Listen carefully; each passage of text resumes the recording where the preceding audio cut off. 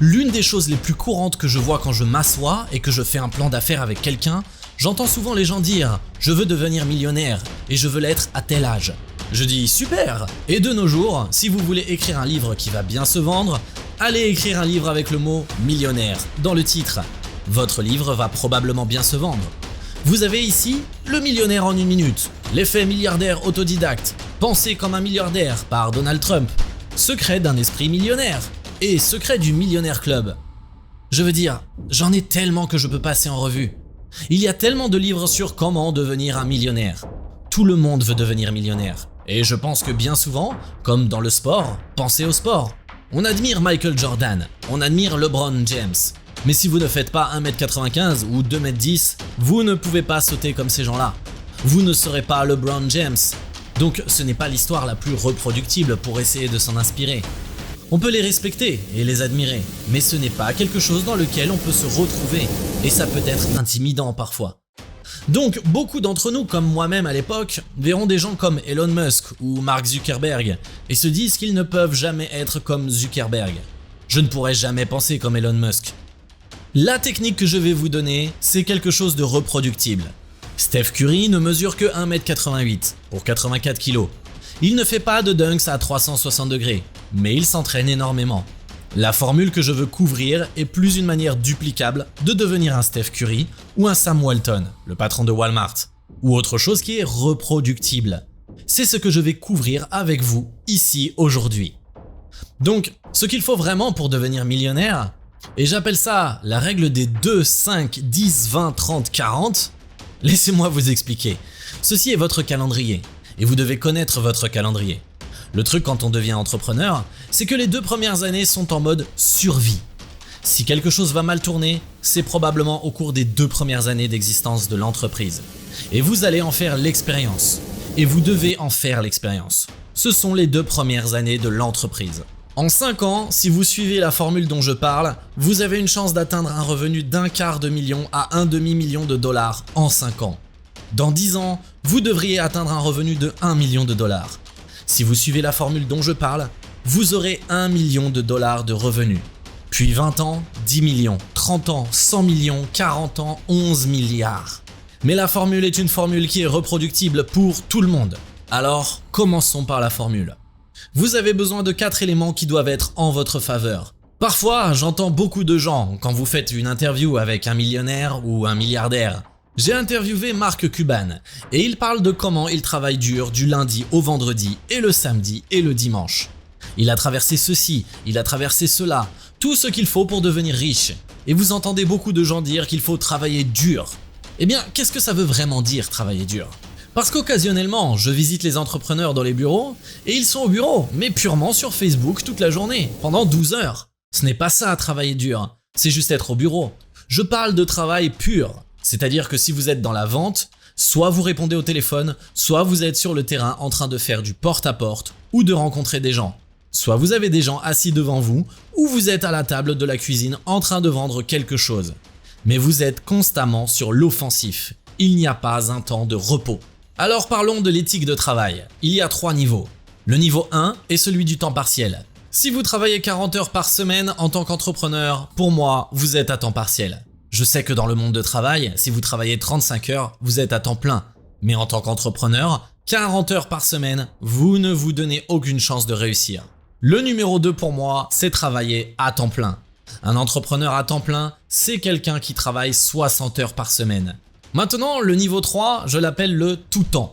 Tout le temps, c'est 80 heures par semaine. Et je sais que beaucoup de gens voudront même arrêter la vidéo maintenant. Parce que vous dites... 80 heures par semaine, il a perdu la tête, il est fou. Non, il doit être fou. Écoutez, ce n'est pas une vidéo à regarder pour tout le monde. Si vous voulez savoir ce qu'il faut pour devenir un millionnaire et un multimillionnaire, vous savez, l'époque où il suffisait d'inventer Snapchat et Instagram pour devenir milliardaire en une nuit, ça, ce sont des anomalies. Ce n'est pas duplicable. Si vous vous efforcez seulement pour cela, vous serez cette personne qui aura bientôt 60 ans et qui essaye toujours de créer quelque chose difficilement reproductible. Moi, je vous parle d'un système duplicable. Maintenant, en ce qui concerne l'éthique du travail, laissez-moi vous expliquer que du côté de l'éthique du travail, il y a des gens qui disent qu'ils ont travaillé 80 heures la semaine dernière. Vous n'avez aucune idée de combien j'ai travaillé dur la semaine dernière. C'est une bonne chose. Mais à quel point avez-vous travaillé la semaine précédente, les 3 mois précédents et les 6 mois précédents? Et la semaine suivante, quand vous avez une fête d'anniversaire à venir, et la semaine d'après, quand c'est le Super Bowl et ainsi de suite. À quel point allez-vous travailler dur chaque semaine? Ce n'est pas une question d'une semaine. Tout le monde a une semaine pour se vanter. Vous pouvez avoir une semaine où vous n'avez pas envie de travailler, et tous les chronométreurs sont toujours là. Un entrepreneur à temps partiel ne se présente que lorsqu'il en a envie, alors que les vrais entrepreneurs se présentent tout le temps, qu'ils en aient envie ou non. Maintenant, le deuxième élément de la vitesse de croissance personnelle, laissez-moi vous expliquer la vitesse de croissance personnelle. Si vous ne faites que travailler, et que vous êtes dans le rate race, si vous ne faites que travailler, votre identité ne se développe pas. Rien ne va changer.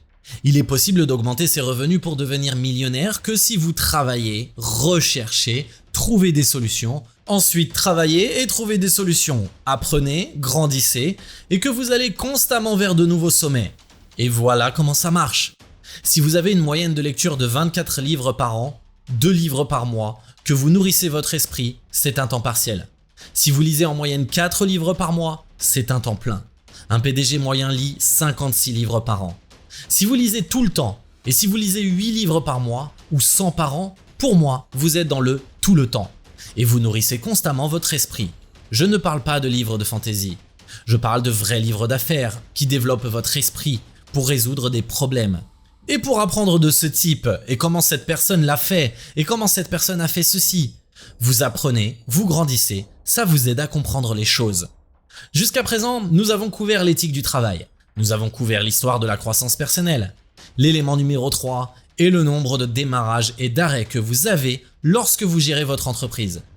Vous entendez rarement parler de cela. Écoutez, je ne suis de loin pas du tout le gars le plus intelligent. Je ne suis pas le gars le plus talentueux. Je ne viens pas d'une famille de riches. Mon père était caissier dans un magasin à Inglewood. J'étais un gamin avec de mauvaises notes à l'école. Je suis allé à l'armée.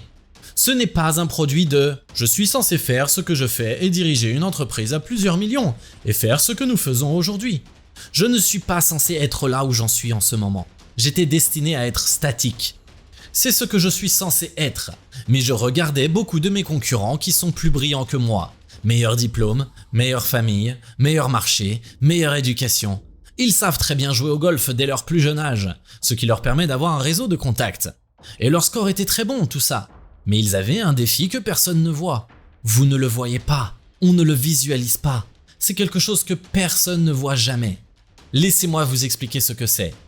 Un travailleur à temps partiel a typiquement 2 à 4 reculs et distractions par an. Laissez-moi vous expliquer ce que cela signifie. Cela peut sembler un peu froid, et certaines personnes peuvent dire « Eh bien, c'est absolument froid, tu ne dois pas penser comme ça. Un travailleur à temps partiel a 2 à 4 distractions par an. Ça peut être une faillite qui le fait reculer de 2 mois. Cela pourrait être une rupture. Pour se remettre d'une rupture, il faut 6 mois. Ça peut être la perte d'un être cher, une relation qui n'a pas fonctionné, quelque chose qui leur arrive. Ils sont dévastés pendant bien trop longtemps. Pour un employé à temps partiel, c'est 2 à 4 reculs et distractions par an. Pour les entrepreneurs à temps plein, c'est une seule distraction par an. Ils ont leurs affaires. Tout va bien et boum, quelque chose arrive. Ils sont partis pour 6 semaines. Maintenant, ils doivent repartir et recommencer l'élan, parce qu'ils ne savent pas comment gérer les distractions. Ils ne savent pas très bien gérer les distractions. Ils accordent trop d'attention aux distractions et ils ont beaucoup trop de revers. Ils ne sont pas en mesure de vivre l'expérience dans son intégralité. Le numéro 3 est l'entrepreneur qui travaille tout le temps. Pour moi, c'est quelqu'un qui subit un échec majeur tous les 5 à 10 ans. Personne n'est parfait. Tout le monde va connaître des échecs. Divorce, santé, famille, des choses vont se produire. Pour certains, cela peut être un divorce. Pour d'autres, ce sera autre chose. Pour les uns, il peut s'agir d'une question financière. Pour les autres, ce sera une question de famille.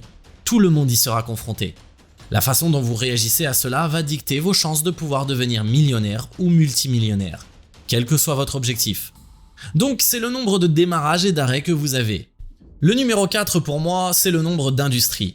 Un employé à temps partiel change d'industrie aussi rapidement qu'un jeune de 18 ans change de petit ami ou de petite amie. C'est juste une nouvelle industrie encore, et une nouvelle industrie encore et encore. Vous parlez d'un travailleur à temps partiel qui change d'industrie tous les 2 à 4 ans. L'immobilier n'a pas marché, je vais faire ça. Ceci n'a pas marché, je vais faire cela. Cela n'a pas marché, je vais passer par là. Les gens à temps plein changent d'industrie tous les 5 à 10 ans. C'est trop ennuyeux pour moi, je vais aller dans une autre industrie. Et ensuite, ils resteront concentrés pendant 10 ans. Ils atteignent un certain niveau et puis boum, ils repartent. Et ils ne comprennent jamais ce qu'est leur capacité s'ils restent plus longtemps dans le coin. L'entrepreneur qui travaille tout le temps reste 20 à 40 ans dans une seule industrie. Laissez-moi vous expliquer. Jeff Bezos était dans une industrie. Warren Buffett et son entreprise Berkshire Hathaway, ils se sont lancés dans un seul secteur et ont commencé avec une mentalité de tout le temps. Leur entreprise valent aujourd'hui environ 326 milliards de dollars. Leurs réunions annuelles d'actionnaires ont lieu le 30 avril. 40 à 50 000 personnes s'y rendent et je pense que c'est à Omaha ou quelque part par là. Ils se présentent et ils ne sont jamais entrés dans le secteur de la technologie. Ils sont restés fidèles à leur philosophie. Ils s'en tenaient à l'assurance. Tout le monde les traitait d'ennuyeux. Tout le monde les a qualifiés de ce genre de choses. Mais Charlie Munger vaut 1 à 2 milliards de dollars et Warren Buffett 40 à 70 milliards. Ce sont le jour et l'année où vous regardez cette vidéo. Ils se sont tenus à une seule industrie, peu importe l'industrie. Maintenant, certaines personnes diront « J'ai l'impression que je dois créer une entreprise pour avoir une chance de devenir millionnaire. » Oui, tu dois être un entrepreneur, c'est sûr. Il faut être un entrepreneur. Mais un entrepreneur peut aussi être quelqu'un qui s'associe à l'entreprise et augmente sa propre valeur. Et finalement, il devient cadre, une voix, un président, un PDG, qui que ce soit. Je veux dire, Steve Ballmer est un bon exemple. Microsoft a commencé en 1976. Il a commencé avec Microsoft en 80. Il a augmenté sa valeur grâce à ce qu'il a apporté à la table avec Bill Gates et Microsoft. Finalement, il vaut 22 milliards de dollars et possède les Clippers. Il s'est éclaté. Il finit par devenir PDG après Bill Gates. Et il n'était pas le fondateur de Microsoft. Mais c'était quelqu'un qui se positionnait bien, qui travaillait dur. Il était un homme de valeur. Il a choisi une industrie. Il a lu les livres pour découvrir qu'il était un excellent étudiant. Il n'avait pas beaucoup de distractions. Il continuait à se présenter au travail. Alors maintenant, quelles conditions, quels éléments intangibles doivent être de votre côté? J'ai écrit tous ces trucs cette semaine. Quelqu'un pourrait dire « Et si vous faites tout ça, il y a moyen que ça puisse encore mal tourner. » Oui, bien sûr que ça peut. Laissez-moi vous expliquer.